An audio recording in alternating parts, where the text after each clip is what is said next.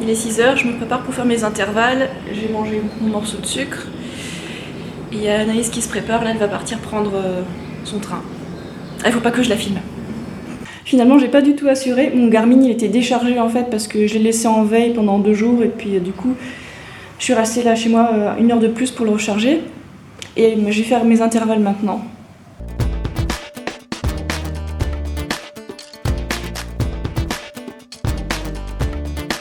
Ça y est, j'ai fait mes intervalles, je suis revenue, j'ai pris ma douche et je vais manger la pastèque. En 2 fois, en 1 fois, peu importe. Voilà, je prends le temps qu'il faut. Là, je vais rester ce matin dans mon ordi, j'ai bien me reposer.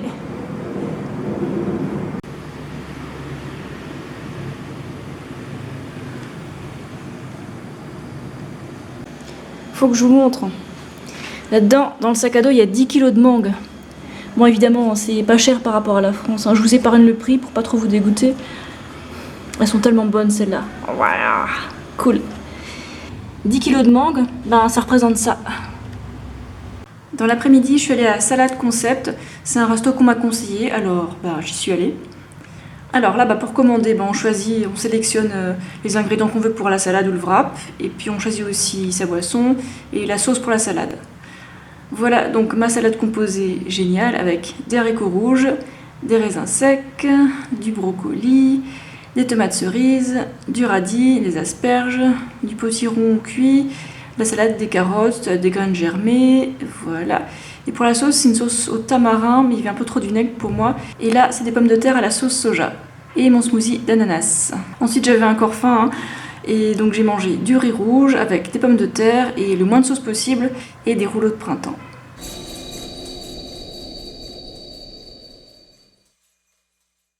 Pour terminer cette vidéo, je vais vous parler de 2 trucs. Alors, premièrement, le gars qui me harcèle. Et deuxièmement, je vais en dire un peu plus sur les chiens par rapport à la vidéo d'avant-hier, il me semble. Donc, premièrement, le gars qui me harcèle. Alors, ça fait quelques années que ce gars me harcèle. En fait, ça a commencé quand j'ai défendu Céline contre lui. Oui, Céline Taboué. Ça valait super le coup de la défendre. Parce que du coup, je me suis retrouvée avec ce gars sur le dos. Et ça fait quelques années que, du coup, il fait de la diffamation sur moi, il me harcèle. C'est pénible. Bon. Je peux vivre avec, mais bon, là je vous en fais part aujourd'hui parce que en fait maintenant, ce qu'il fait, il fait de l'usurpation d'identité maintenant. Donc il crée des chaînes qui s'appellent Douce Frugalité, qui ont le même avatar que moi, et puis après il commente sous ma chaîne ou alors sous les chaînes d'autres personnes. Par exemple, il a écrit sous la chaîne d'Esther à mon nom, en essayant de semer la zizanie, voilà, pour parler poliment. Donc à chaque fois ce que je fais, je signale sa chaîne à YouTube, et puis je sais pas ce qui se passe après, est-ce que son IP va être bloqué ou pas. Bref, en tout cas je vous en parle à vous, comme ça vous sachez que si jamais il y a une douce frugalité qui vient insulter les gens ou alors être irrespectueuse ou des trucs comme ça, il y a des chances que ce soit pas moi. Donc allez voir, vous pouvez cliquer sur l'avatar, voir quelle chaîne c'est. Si c'est une chaîne qui a 0 abonné, il y a des chances que ce soit pas moi. Voilà. Et mon nom, en fait, quand j'écris sous mes vidéos, quand je commente, mon nom il est surligné en bleu, alors que le sien il ne le sera pas. Voilà. Donc sachez qu'il y a un gars qui vient foutre la merde, pardon, et voilà, son seul but c'est de m'embêter, voilà, pour rester poli. Bon, c'est un peu triste que ce gars il ait pas de vie et qu'il continue à me harceler au bout de... ça fait quoi, 2-3 ans là. Alors ce que vous pouvez faire, c'est parler à ce gars, proposer-lui des lectures pour grandir un peu spirituellement, pour lâcher prise, tout ça. Si vous avez des astuces pour lui, allez-y. Hein. Je vous demande pas de l'insulter, mais juste de le conseiller un peu pour qu'il fasse sa vie, quoi. Ce serait beaucoup mieux pour lui, pour moi, pour tout le monde, quoi. Voilà, donc super perte de temps, youpi, mais c'est pas grave. Donc il essaie de me discréditer, il raconte des fausses rumeurs sur mon couple. Par exemple, il a raconté que j'étais plus avec Paul et qu'il y avait un nouveau gars, enfin... Ouais, c'est super le niveau, c'est... Bravo, j'admire. Et il raconte aussi que je suis pas végane, que je mange du poisson et des œufs, enfin... Ça va pas, ça. Il essaye de me toucher en essayant de voir ce qui blesse, mais tout ce que ça révèle, c'est que lui, il est très malheureux et qu'il a pas de vie, qu'il projette ses peurs, son anxiété, sa rage sur moi. Bon. Après, je suppose que je suis pas un cas isolé, hein. Je pense qu'il y a plein de youtubeurs et de youtubeuses qui ont des personnes qui les harcèlent et qui les lâchent pas avec les années, quoi. Bon, c'est comme ça, voilà. Ça arrive. Donc je voulais vous prévenir et soyez vigilants dans les commentaires. Vérifiez si c'est moi, s'il vous plaît. Ok, ensuite, deuxièmement, concernant les chiens.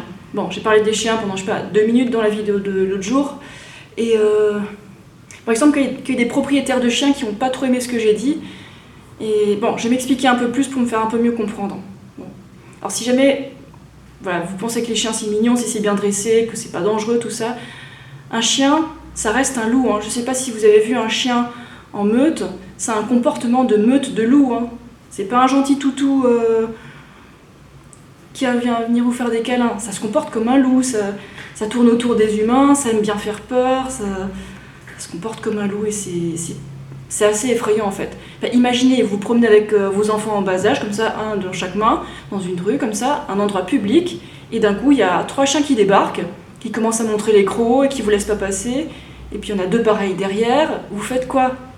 Vous allez jouer à l'ego spirituel, dire non, allez, tout passe avec l'amour, la compréhension, machin.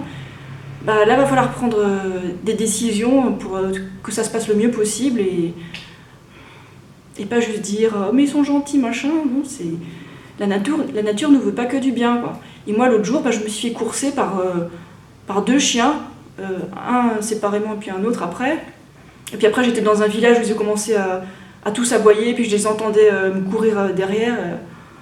Alors que j'étais à vélo, mais ça fout la trouille. J'avais ça de pente à faire, mais du coup je sentais plus la douleur. J'ai pédalé tellement fort que je sentais plus rien, quoi.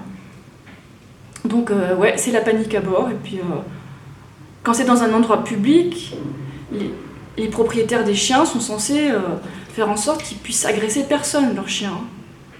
Bon, après, c'est la Thaïlande, c'est un peu différent de la France. Je sais qu'en France, bon, ça peut arriver qu'il y ait des chiens comme ça pas gardés qui viennent vous aboyer dessus, vous agresser, voire vous mordre. Ça arrive régulièrement. Il y a des chiens qui peuvent vous blesser, qui peuvent tuer des enfants, ça arrive, hein. Regardez un peu les statistiques, ça arrive.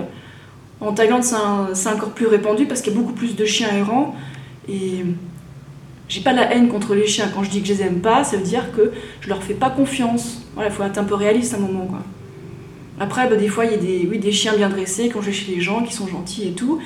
Mais quand on sait que s'il y a un mouvement un peu brusque, ils risquent de mal réagir, ouais, enfin, pourquoi les gens prennent des chiens? Pourquoi ils adoptent pas un lapin, un truc un peu gentil? Bon, je dis truc parce que, bon, je veux pas dire que c'est des objets. Au contraire, je pense que je ressens plein de compassion pour tous ces chiens qui étaient des loups au départ. Mais qu'est-ce qui s'est passé entre le loup et le teckel, entre le loup et le bulldog? Non, je pense que l'humain est hyper égoïste et puis il a transformé un loup, enfin un animal bien fonctionnel, en quelque chose, enfin en un animal, un être qui a développé certains handicaps physiques. Regardez les chiens qui ont des toutes petites pattes, vous croyez que c'est marrant de courir sur des petites pattes comme ça? Bon, ils ont fait pareil avec certaines races de chats aussi. Et puis c'est le bulldog qui a aussi du mal à respirer. Comment on peut faire ça? Moi je trouve ça criminel. Et puis dans l'industrie de l'élevage, ben, c'est pareil. Ils ont développé des animaux, ils les ont sélectionnés jusqu'à ce qu'ils développent des caractéristiques rentables pour l'humain, et je trouve ça très très égoïste. Est-ce que l'humain sert à quelque chose? Il pourrait servir à quelque chose sur cette planète, mais l'humain, il se comporte comme un pollueur, un parasite, un ravageur. Mais les animaux, ils y sont pour rien. Bon, ils ont leur instinct. L'humain aussi a un peu d'instinct, mais bon. Et moi je crois que les chiens ne perdent jamais leur instinct. Donc même un gentil toutou, faut se méfier, quoi. Dans un lieu public par exemple, bon, il y a le maître qui a comme le devoir de s'assurer que son chien n'agresse personne, parce qu'il peut blesser ou tuer quelqu'un, quoi. Mais en Thaïlande c'est pas du tout le cas, hein.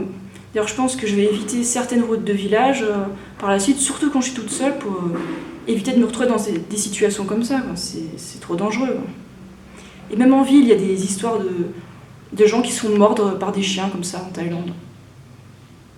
Après, c'est pas le pays où il y a le plus de chances de développer, d'attraper la rage, mais je sais plus quel pays c'est là, j'ai zappé. Mais bon, admettons que je me fasse mordre, je vais direct à l'hôpital, quoi, pour vérifier que tout va bien, qu'il n'y a pas d'infection, machin. Donc c'est dangereux, les gens. Je suis désolée, mais moi je suis dans une situation réelle, je suis en Thaïlande, il y a des situations qui peuvent être dangereuses, et puis ça me fout les boules. Et voilà, je partage parce que voilà, je vous fais peut-être un peu descendre de votre tour d'ivoire, mais c'est comme ça, quoi. Donc bref, le problème, c'est le comportement de l'humain. Le chien, il se comporte comme un chien, comme un loup, en fait.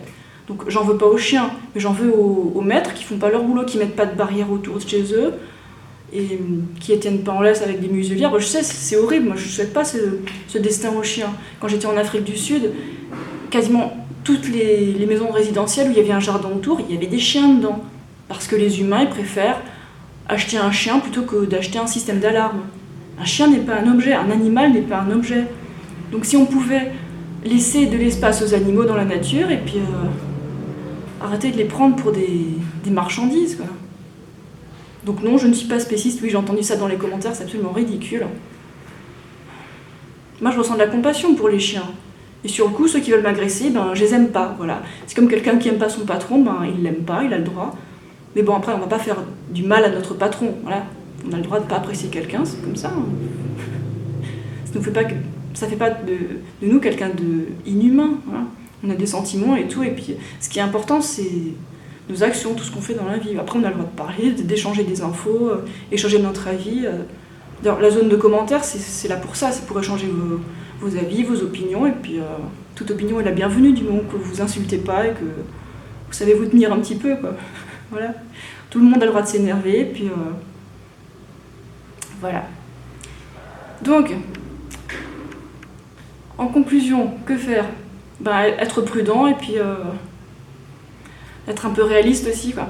Voilà, donc j'espère que vous avez un peu mieux compris mon point de vue. Et n'oubliez pas qu'un chien, c'est un animal potentiellement mortel. C'est comme ça, c'est pas mal, c'est pas bien, c'est comme ça. Même les tout petits chiens, ils peuvent mordre tellement fort, vous savez, exercer une pression au centimètre carré qui est énorme, qui peut tuer un enfant, quoi. N'oubliez pas ça. Donc, et aussi, le problème c'est que, oui, on a fait plein de chiens et de chats, et bah, du coup, à cause de ces élevages pour faire des animaux domestiques, que je suis pas pour ça du tout, à cause de ça, on se retrouve avec une surpopulation de chats, de chiens, mais aussi une surpopulation d'humains, vous savez ce que j'en pense. Hein. Et qu'est-ce qu'on pourrait faire? Ben, pour tous les chiens errants, on pourrait les castrer, les stériliser, et puis, il n'y a pas besoin de les tuer, il n'y a pas besoin de leur faire du mal, mais au moins les castrer et les stériliser, parce que le problème, il se résout pas tout seul, quoi. Ça fait de l'insécurité, et voilà. Voilà, ça c'est mon avis, qu'est-ce qu'on peut faire? Et pour les chats, ben, les chats ils peuvent se débrouiller un peu tout seuls, parce qu'ils peuvent se nourrir tout seuls avec des souris et tout. Mais bon, un chat il peut pas vous tuer comme ça en faisant un petit coup de griffe. S'il vous aime pas, ben, il vous donne un petit coup de griffe et puis vous lui foutez la paix. Mais si un chat il avait la taille d'un lion, là le chat serait mortel. N'oubliez pas qu'ils ont aussi un instinct, une personnalité, et que c'est pas des objets. Donc, n'achetez jamais un chat, un chien ou n'importe quel animal domestique dans un élevage, en fait ça contribue au problème et qu'est-ce qu'on peut faire? Ben, c'est adopter ces chats et ces chiens et leur offrir notre protection, les nourrir et puis qu'est-ce qu'on peut faire de plus? Sensibiliser les gens, non. Voilà, partager cette attitude un peu responsable, échanger des idées pour trouver des solutions parce que ces chats et ces chiens, ben, ils mangent quelque chose. Bon, les chats ils sont 100% carnivores donc c'est pas super évident et en fait les chats et les chiens domestiques ben, ils contribuent à l'industrie de la viande aussi donc c'est un problème qui est à considérer aussi. Voilà. Oh, j'ai beaucoup parlé, 12 minutes rien que pour le harceleur et puis les chats et les chiens. Bon, voilà. Donc je n'en veux pas aux chiens mais juste aux humains qui sont irresponsables et il n'est jamais trop tard pour devenir responsable. Voilà. Voilà, c'est tout. Allez, je vous laisse et puis rendez-vous demain. Ciao.